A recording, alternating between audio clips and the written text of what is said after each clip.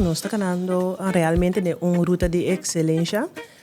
Cresce ponderando a agora e com esta cielo, me pode dar um exemplo. O último, nós estava tendo a oportunidade, como diretora e diretora adjunta, visitar outra escola. Tem tema. Vamos lá em cozinha. Vamos lá em cozinha. Camina cada diretor por dentro de uma outra escola. Mira good practices, dona tips, tops, kiko tabai. Hobby bom, kiko takana zeta, então onde nos propõe mais atenção para junto, nos hacer mais melhor. Então, como é a experiência aqui?